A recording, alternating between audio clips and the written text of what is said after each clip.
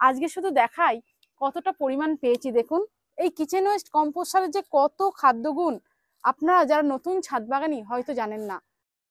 নমস্কার বন্ধুরা, আমি শর্মিষ্ঠা। আশা করি আপনারা যেখানে বসে ভিডিওটি দেখছেন প্রত্যেকেই ভালো আছেন, সুস্থ আছেন, নিরাপদে আছেন আর অতি অবশ্যই দেখছেন আপনাদের পছন্দের YouTube channel gardening and daily blog with Sharmistha. বন্ধুরা, টাইটেল দেখেই বুঝে গেছেন আজ কি নিয়ে আলোচনা করবো বলে আমি আপনাদের সামনে হাজির হয়েছি। সেটা তো আপনাদের দেখাবোই, তবে যে সকল নতুন ছাদ বাগানি জবা গাছে ফুল আনতে পারছেন না, বিশেষত হাইব্রিড জবা গাছ নার্সারি থেকে কিনে আনার পর পরিচর্যা করতে পারছেন না, গাছের গ্রোথ সুন্দর করতে পারছেন না, তাদের উদ্দেশ্যে একবার আমি দেখিয়ে দিচ্ছি আমার জৈব খাবার খেয়ে জবা গাছটি কত সুন্দর আছে। এটা কোনো দেশি জবা গাছ নয়, ফুলটা দেখেই আপনারা বুঝতে পারছেন এটা একটি হাইব্রিড জবা গাছ। দেখুন প্রত্যেকটা ডগায় কুড়িতে ভরে রয়েছে, প্রত্যেকটা ডগায়। আর গাছটা কত ছোট এনেছিলাম আমি পূর্বে শেয়ারও করেছি। যাই হোক, আপনারা কিন্তু জবা গাছের আমার পরিচর্যা সংক্রান্ত ভিডিওগুলো একবার দেখে নেবেন, তাহলে আপনারাও এইরকম জবা গাছের গ্রোথ সুন্দর করতে পারবেন 4-5 মাসের মধ্যেই। যাই হোক, চলুন এবারে আমি আপনাদের দেখাই কতটা পরিমাণ আমি কিচেন ওয়েস্ট কম্পোস্ট সার তৈরি করেছি। আমি আপনাদের কিভাবে কিচেন ওয়েস্ট কম্পোস্ট সার তৈরি করবেন সে সম্পর্কে প্রায় 4 মাস আগে আপডেট শেয়ার করেছিলাম। কিভাবে আমি আমার ছাদ বাগান থেকে কিচেন ওয়েস্ট কম্পোস্ট সার তৈরি করি। ছাদ বাগানের প্রত্যেকটা গাছকে ভালো রাখার জন্য কিচেন ওয়েস্ট কম্পোস্ট সার কিন্তু খুবই গুরুত্বপূর্ণ একটা খাদ্য। যারা নতুন ছাদ বাগানি এই ভিডিওটি দেখছেন তারা হয়তো জানেন না কিচেন ওয়েস্ট কম্পোস্ট সার থেকে কি প্রচুর পরিমাণে খাদ্যগুণ পাওয়া যায় গাছেদের। যেমন ধরুন নাইট্রোজেন, পটাশিয়াম, ফসফরাস রয়েছে, তেমনি বিভিন্ন ধরনের মাইক্রো ও ম্যাক্রো অনুখাদ্য রয়েছে গাছেদের, যেগুলো গাছেদের একান্তই প্রয়োজন গাছেদের পাতা এরকম ফ্রেশ চকচকে রাখার জন্য, ফুল আনার জন্য, ফুলের কুড়ি গাছে ধরে রাখার জন্য, ফল আনার জন্য, এবং সেটা যাতে সেই গাছেতেই পুষ্ট হয় তার জন্য কিন্তু এই অনুখাদ্যগুলো এমনকি সমস্ত খাদ্য উপাদানগুলো গাছেদের একান্তই প্রয়োজন, যা আপনারা কিচেন ওয়েস্ট কম্পোস্ট সারে পেয়ে যাবেন।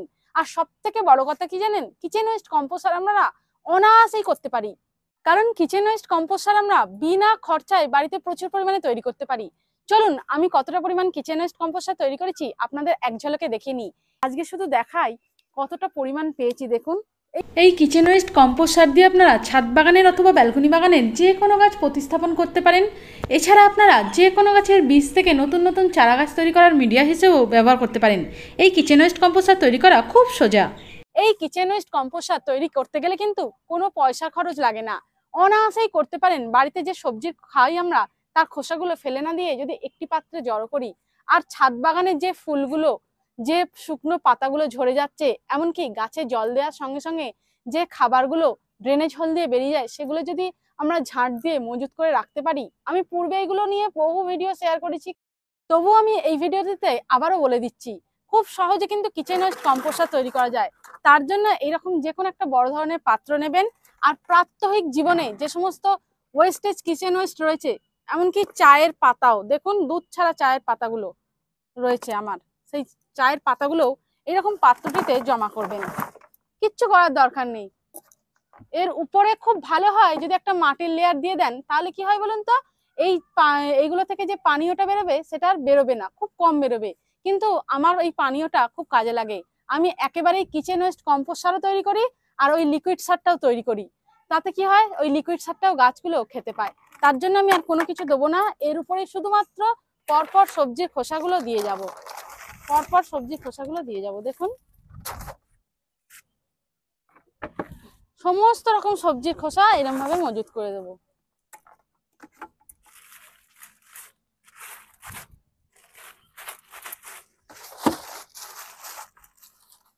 দেখুন টমেটো থেকে আরম্ভ করে সমস্ত কিছু আমি দিয়ে দিচ্ছি, এমনকি এরকম পেয়ারাও আমি দিয়ে দেবো।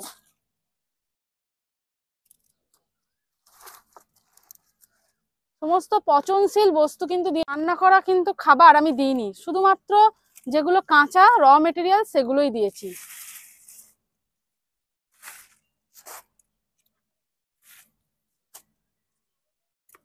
এর উপরে হালকা করে অল্প মাটি দেবো, খুব বেশি মাটি দেবো না, যাতে তরল পদার্থটা বার হয় সেই রকমই রাখবো, কিন্তু অল্প মাটি একটু ছড়িয়ে দেবো যাতে উপরে পোকামাকড়ের আক্রমণ না হয়।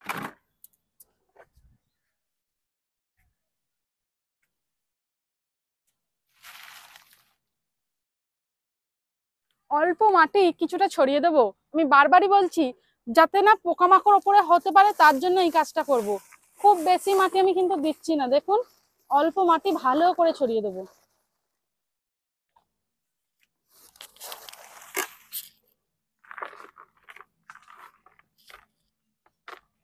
ব্যাস, উপরে তাহলে কি হলো, পোকামাকড়ও হলো না, আর নিচে মাটি যেহেতু দিইনি সেহেতু তরল পদার্থটা তো এই পাত্রেই জমা হবে। আর কত পরিমাণে আমি তরল পদার্থ জমা করেছি সেটাও এই ভিডিওটিতে দেখাবো। চলুন সমস্ত কিছুর আপডেট আপনাদের সঙ্গে শেয়ার করছি, যেহেতু আমার ছাদ বাগানে কিরকম ফুল ফুটেছে সেগুলো একবার দেখিয়ে নিই।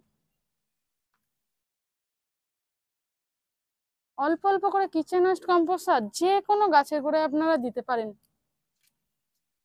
খুব উপকারী খাদ্য উপাদানের মধ্যে রয়েছে। দেখুন জবা গাছটাতে কত পরিমাণ ফুল হয়েছে।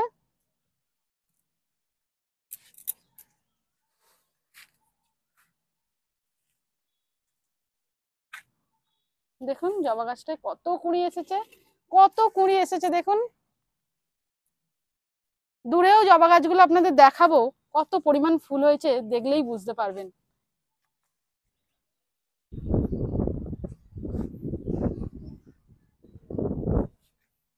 দেখুন কত সুন্দর ফুল হয়েছে। বেলফুল গাছগুলো আপনারা দেখতে পাচ্ছেন কত সুন্দর ফুল হয়েছে। যেখান থেকে ফুল হয়ে যাচ্ছে সেই ডগাটা থেকে ভেঙে দিতে হবে, এরকম জায়গা থেকে এখনো ফুল দেবে। প্রায় সেপ্টেম্বর মাস পর্যন্ত এই বেলফুল গাছ জুঁই ফুল গাছ ফুল দেবে, শুধু এরকম ভাবে ছিঁড়ে দিন। এত সুন্দর একটা মিষ্টি গন্ধ বার হচ্ছে, আপনাদেরকে স্মেলটা দিতে পারছি না শুধুমাত্র ফোন বলে। আপনারা কিন্তু অবশ্যই বেল জুঁই ফুল গাছ বসাবেন, দেখবেন একটা সুন্দর মিষ্টি সুগন্ধে বিকালবেলায় ছাদটা ভরে থাকবে। খুব ভালো লাগে তাই না, এরকম মিষ্টি সুগন্ধ পেতে। যাই হোক চলুন কত পরিমাণ তরল জমিয়েছি সেটা আপনাদের দেখিয়ে নিই। এই গাছটার ফুল একটি ফুটে গেলে আমি অবশ্যই কুঁড়িটা কেটে দেবো, কারণ ছোট গাছ তো, খালি একটি ফুল দেখার খুব ইচ্ছা তাই রেখে দিয়েছি। চলুন আপনাদের দেখাই কত পরিমাণ করেছি কিচেন ওয়েস্ট কম্পোস্ট সারের লিকুইড তরল সার।